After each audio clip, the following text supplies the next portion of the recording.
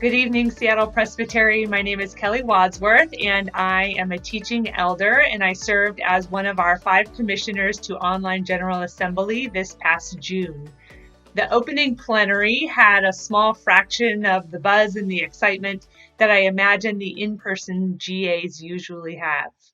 The original agenda for this year's General Assembly had a couple hundred items of business, and I'm guessing about 90% of those were recommended by the GA and the referral committee to be deferred until 2022. We did, however, decide to elect ruling elder Elona Street Stewart and teaching elder Gregory Bentley as the new co-moderators, and I'm crossing my fingers that in the next 2 years they might be able to make it out to the Pacific Northwest. I was especially curious to see how a few hundred of us would be together in late June, a time when COVID was in full swing and the public protests were erupting on our streets. It was an intense time to arrive on the doorsteps of General Assembly, to say the least. I found myself hoping that the moment might give way to robust debate about some of our Presbyterian habits, like how we justify health care for some of our church employees but not others, or our 20-year silence on the Iraq and Afghanistan wars and the direct connection to police militarization. While we didn't go in any of those directions, we did pass a statement titled, "On the Church in This Moment in History, Responding to the Sin of Racism and a Call to Action." It is a document that I do encourage you to read and to consider.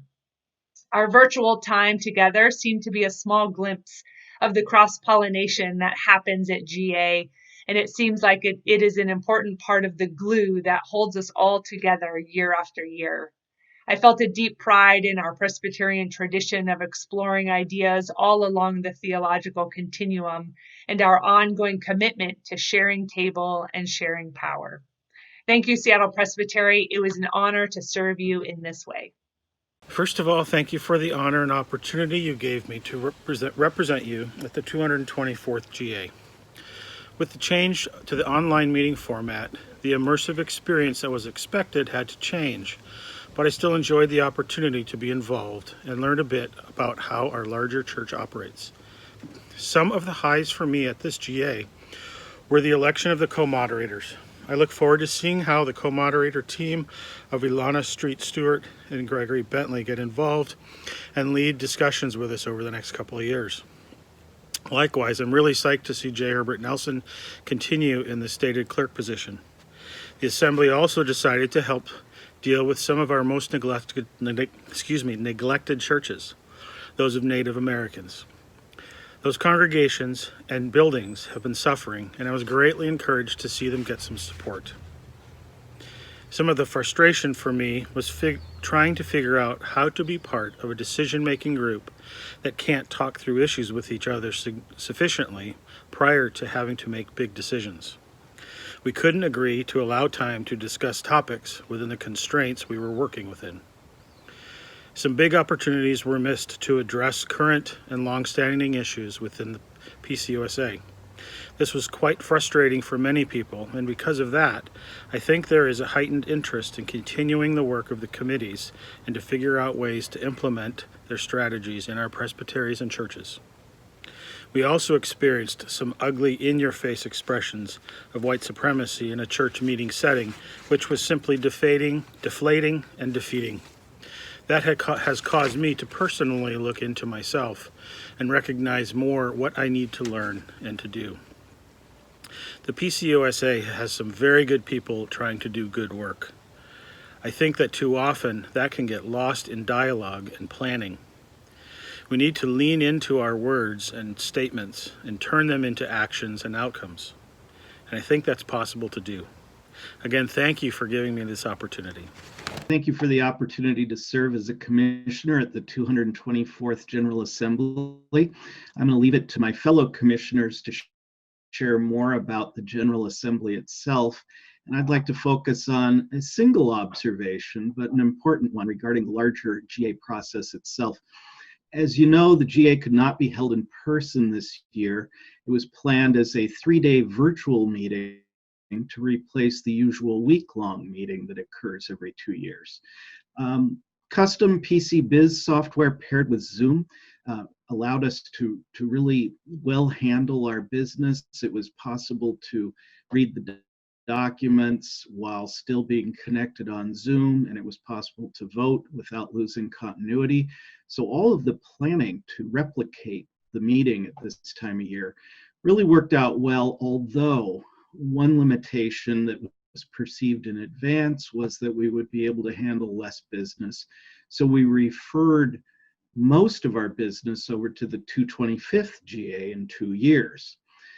However, in the course of doing the entire GA, what really became apparent, I think, to everyone was that it was actually a very successful way of conducting business.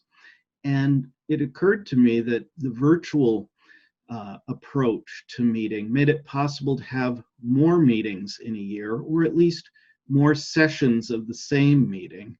And I was also informed that commissioners are actually elected to serve until the next General Assembly, which essentially means each of the commissioners has a 2-year term in which to serve. Yet the way we're conducting our business now, we have a single opportunity to attend a meeting where we try to cram in all the business, and if it can't be done, important overtures are run over for 2 years.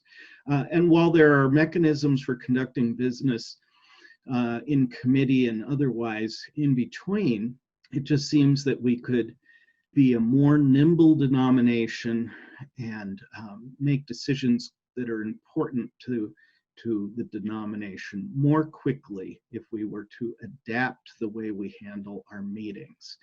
So, while deferring so much of our work was disappointing and more than a little frustrating, the General Assembly did prove that we can conduct at least some portion of our business virtually any time we may choose.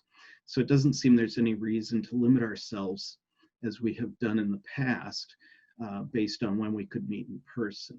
My intention is to contact COGA about this idea and see what would be needed to push it forward. If any of you are interested in this idea also, I would welcome your comments. Thank you. Hey friends, it's Eyde Mabanglo. Thank you for electing me to be a commissioner for this year's General Assembly. I was asked to also be the moderator for the Worship and Theology Committee. But as a result, when pandemic hit, we put everything online. And so this year GA was completely on Zoom, which meant that the moderator served on the only committee, which was a group of folks who referred our business for this summer. And what made it kind of an epic year was also that we were told many other denominations decided not to have their national gatherings, and everyone was watching the PCUSA to see how this went. And I just want to suggest that it's not new for the church to be watched up close, because it always has and it always will.